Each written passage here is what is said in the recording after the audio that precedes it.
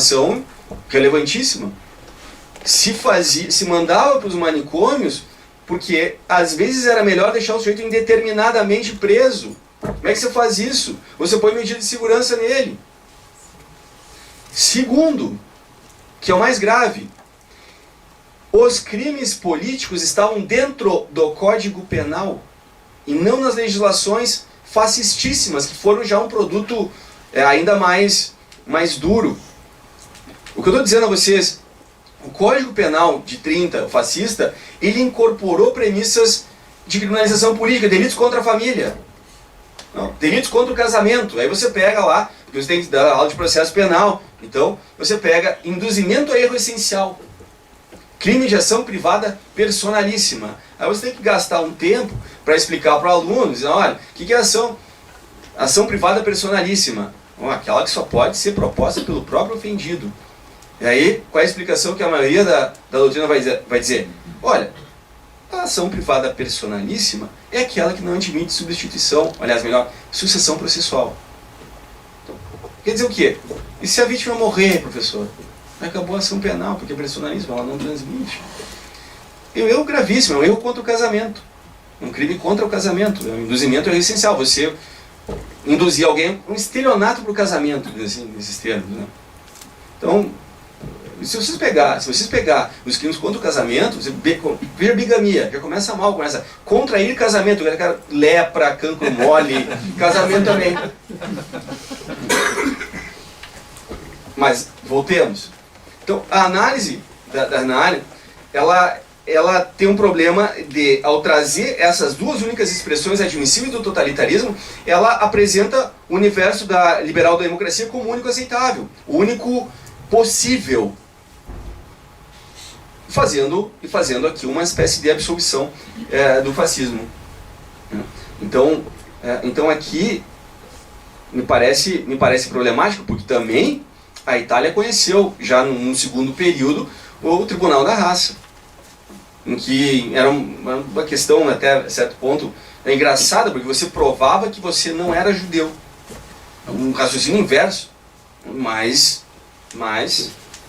existiu. Né? Tanto assim que a própria vinda do Líbano só se explica por conta dos tribunais, do Tribunal de Raça.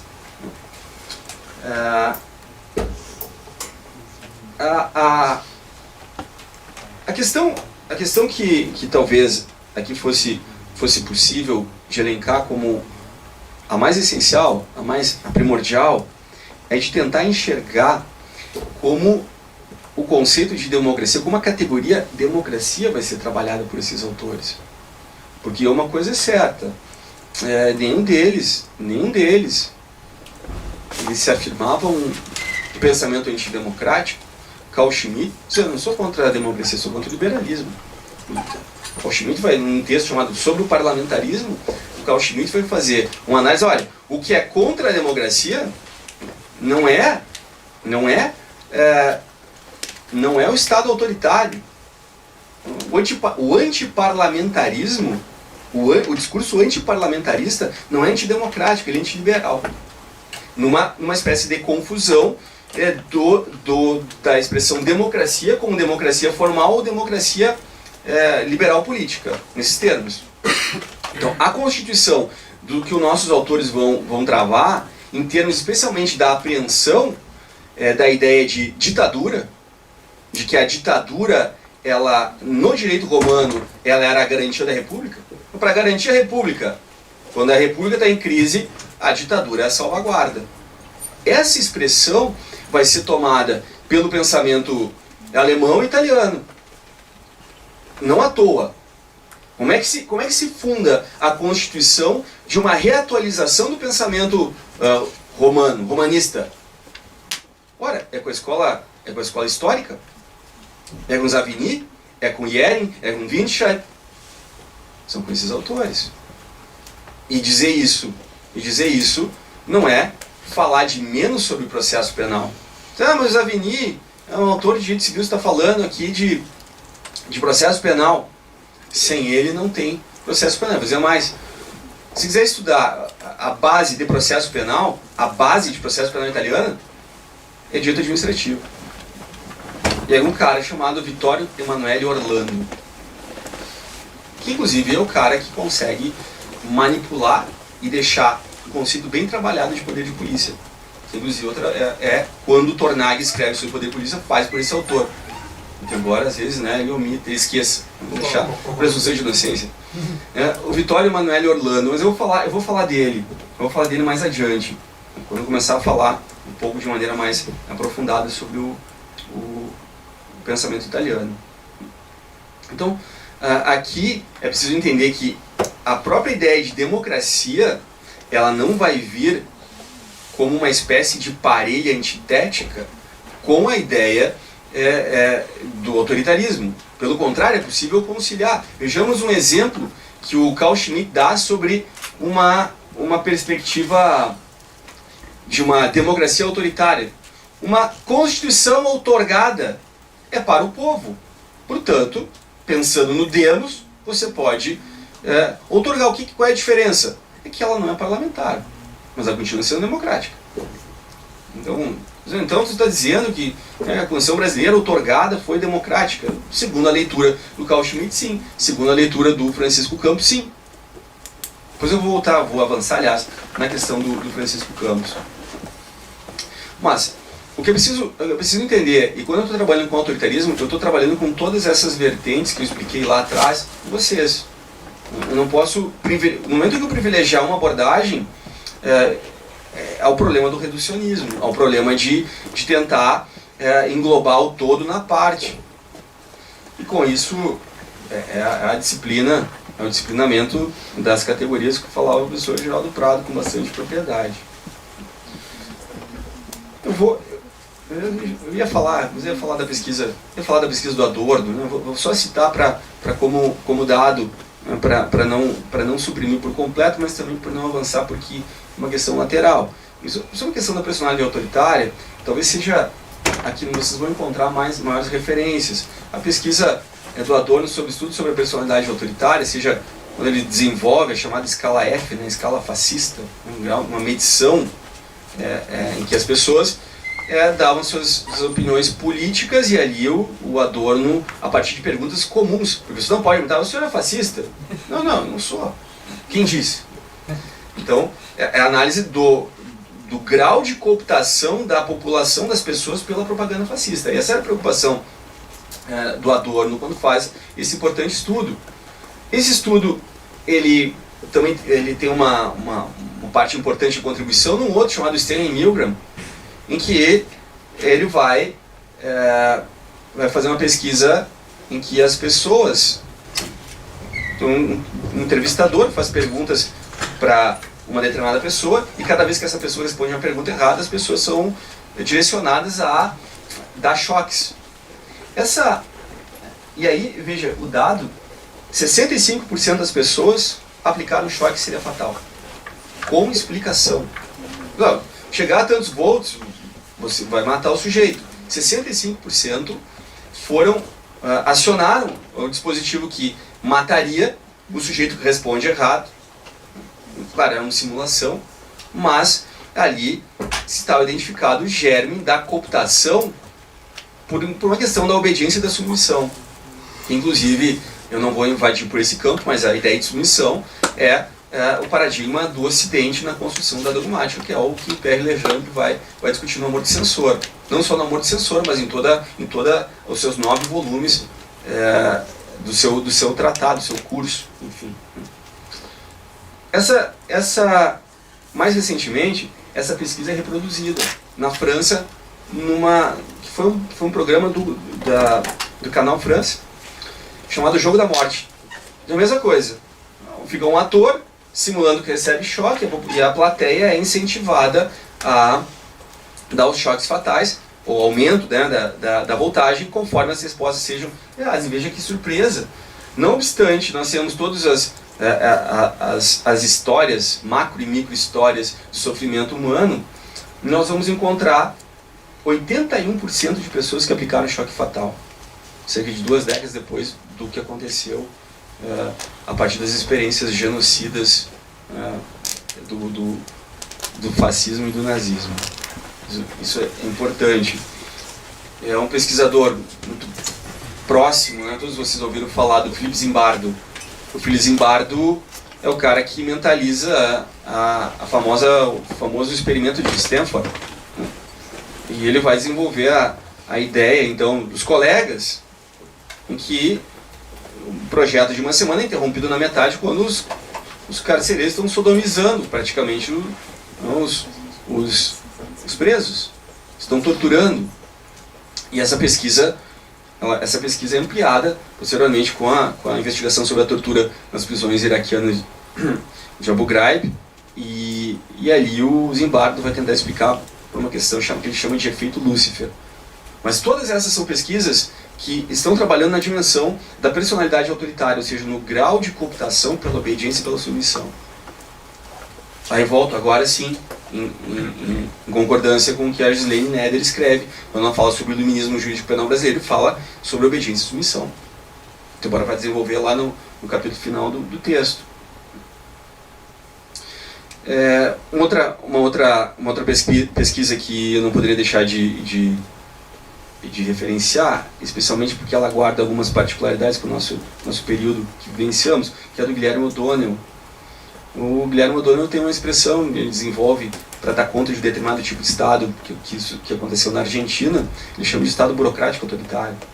E olha só, vamos ver quais são as características desse Estado. O Estado burocrático autoritário, ele está pensando no modelo argentino, modelo ditatorial argentino. Primeiro, um Estado que tem esse porte só pode se desenvolver no modelo capitalista. Aqui, veja, eu poderia, não sei se eu avanço, mas assim, bom, vou falar mesmo. Mas o fascismo, aqui já avançando um pouquinho mais, o fascismo, ele só se desenvolve porque tem uma injeção fenomenal do capital. Quem é o cara que dá, se vocês pegarem quem é o cara que vai fazer o plano econômico do Mussolini, é o Pareto. Vilfredo Pareto, ótimo, né? Economista, ótimo de Pareto. Né? Posteriormente vai desenvolver, e vai ficar famoso por isso. Junto com um grupo de pensadores que desenvolvia a chamada teoria das elites, a teoria das elites, em que as elites são sucedidas por outras. Então, Robert Michels, Gaetano Mosca, que, enfim, se vocês pegarem alguns manuais de criminologia, vão tratar. O Gaetano Mosca é um sujeito que aparece discutindo um conceito fundamental para a perspectiva criminológica positivista, embora não apareça no discurso, nos relatos oficiais da criminologia brasileira, como a questão da má-vida, a questão da malavita, né, como os italianos vão trabalhar, né, com Scipio Sighelli, com esses caras que vão tratar das classes perigosas. Mas a criminologia positivista italiana é muito mais do que Garofalo, Lombroso e Ferri. E depois a gente vai ver como Manzini vai incorporar esse discurso. Então, primeiro, a conclusão do Guilherme O'Donnell, fundamental. Só nessas condições é possível o surgimento desse modelo de Estado, né? Ou seja, de uma estrutura de classes subordinada a uma burguesia, uma classe mais alta, com um projeto de transnacionalização. Segundo, a característica desse Estado é, com uma premissa, uma frase: normalização da economia. Normalização da economia. E, obviamente, isso reflete sobre o projeto de normalização da economia, se reflete sobre as classes subalternas. Isso é um dado histórico, um índice histórico irrefutável. Quer dizer, hoje já não sei mais de tudo, né, na hora da refutação. A terceira, um sistema de exclusão política de certa parcela da população. Então, podemos, com um jargão, né, em moda, back to basics, né? Já vão voltar às políticas de funcionamento simples, nem que isso custe o alijamento da participação política da população. E o que eu estou dizendo aqui, veja, eu não estou falando nada de votar e ser votado. A democracia é muito mais profunda do que isso. É do alijamento da participação política, ou melhor, da redução da democracia à participação. Depois a gente vai ver quem são os autores que vão falar de contraditório como participação. E quem é que vai dizer, e que vai fomentar a ideologia da segurança nacional, dizendo que democracia é participação. Se der tempo, mas acho que vai dar. Não hoje, certamente não hoje. O aspecto mais catastrófico fica para o fim. E aí, se não der tempo, eu também não sou expulso. Há um projeto de redefinição da identidade nacional, aqui claramente, um projeto do Estado burocrático. E nesse projeto de redefinição da Constituição identitária, entra a questão do Estado-nação, e aí eu diria assim, existe a raça como uma ideia de... a raça como um dispositivo de governamentalidade. Ou uma governamentalidade autoritária, como falaria o Mitchell Dean. Isso tudo eu tô trabalhando com vocês aqui porque lá adiante vai ser útil. Lá adiante vocês vão notar as similitudes entre os pensamentos e, portanto, eu preciso que vocês tenham um pouco de paciência para me poder ouvir falar um pouco sobre essas questões. O Estado burocrático ocidental vai despolitizar as demandas sociais. Evidente? Evidente. Talvez uma obra pouco conhecida aqui no Brasil e que me parece ser uma que sistematiza da melhor maneira possível o que foi o pensamento autoritário no Brasil é de um autor chamado Ricardo Silva, chamada Ideologia do Estado Autoritário no Brasil. Ele é o único autor que eu conheço que dá uma perspectiva da ciência política, vai dizer que a ideologia do Estado autoritário não se encerra com o período de redemocratização ou com a diminuição da intensidade da violência do Estado no brasileiro. O pensamento autoritário brasileiro, ele não se esgota em autores como Francisco Campos, mas como o originário, o principal deles, Alberto Torres, com Azevedo Amaral, com o próprio Oliveira Viana. Essa é a base do pensamento autoritário brasileiro. Agora, é preciso entender que o papel fundamental na perpetuação do discurso autoritário não foi feito por eles, que estavam de uma maneira ou de outra vinculados à Constituição de 37 e vinculados com aquele projeto de Estado Novo. Os caras que vão perpetuar essa ideologia autoritária com outras vestes são Roberto Campos e Eugênio Goudin, dois economistas. Porque é uma transferência aqui. É uma transferência do pensador, assim, como Francisco Campos, um intelectual orgânico dentro da estrutura do Estado Novo, para outras instâncias que vão ser a partir da sociedade civil. Da contribuição dos economistas nesse projeto de normalização da economia e também no processo de submissão das classes subalternas. Então, claro que eu aqui ainda estou no introito, mas o fato é que esse é um autor que merece toda a credibilidade por tentar pensar o pensamento, tentar tratar o pensamento autoritário para além do Estado Novo, pela perpetuação do pensamento economicista, digamos, no cerne da nossa historiografia. Eu diria assim, agora, se fosse falar e resumir o processo, e aí vem então, o primeiro golpe mais forte, mais polêmico. Embora eu vá nominar quais são as estruturas que modelaram o processo penal brasileiro, quais são as estruturas que modelaram o processo penal italiano, a principal no Brasil, que é capaz de permitir que essas estruturas ou esses significantes flutuem em torno de si, que consigam deslocar o individualismo da ação para a democracia substancialista ou social brasileira, para a jurisdição, da ação para a jurisdição, é a ideia de instrumentalidade. Para ser bem taxativo, para não ter perigo de malversação sobre aquilo que eu vou dizer, uma perspectiva instrumentalista é quase que antitética à democracia.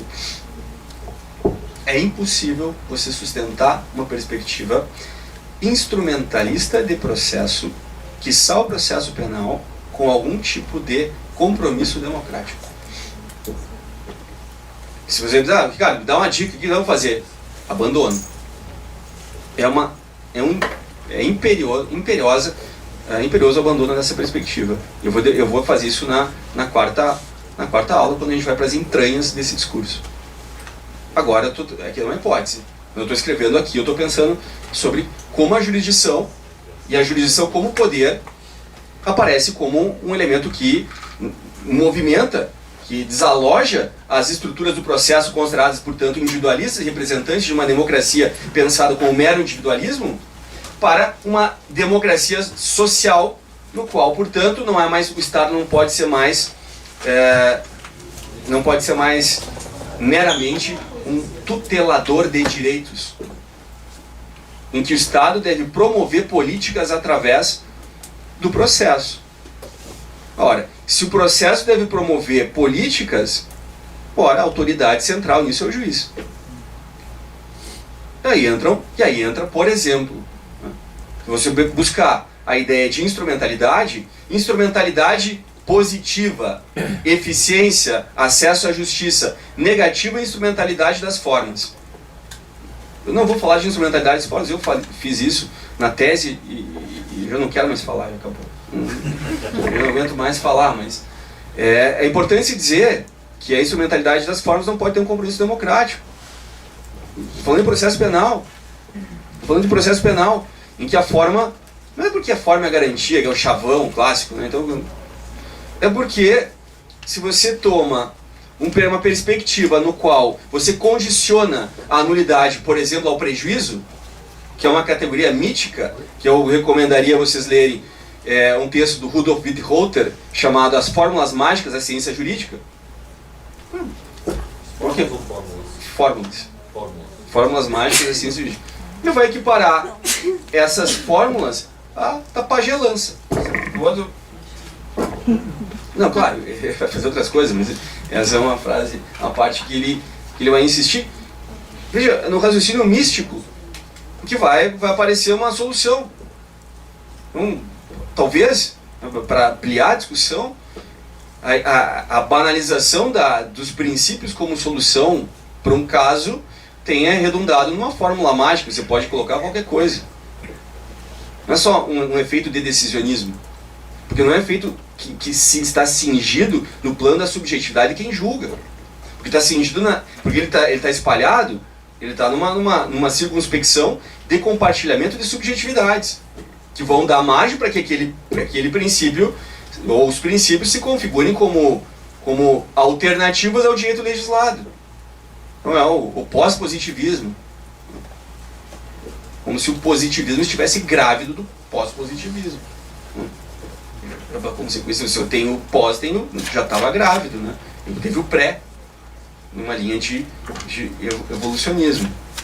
Então, o compromisso de uma perspectiva democrática de processo penal não pode abdicar de você entender que você subordinar, por exemplo, a ideia de prejuízo à declaração de nulidade corresponde também, é o equivalente semântico, é o equivalente funcional do que aconteceu no Código de Processo Penal italiano, quando pelo menos, como de forma mais digna, o legislador disse assim, o legislador que era um manzinho, diz assim: todas as nulidades são sanáveis. Artigo 184 do CPP italiano, de 30.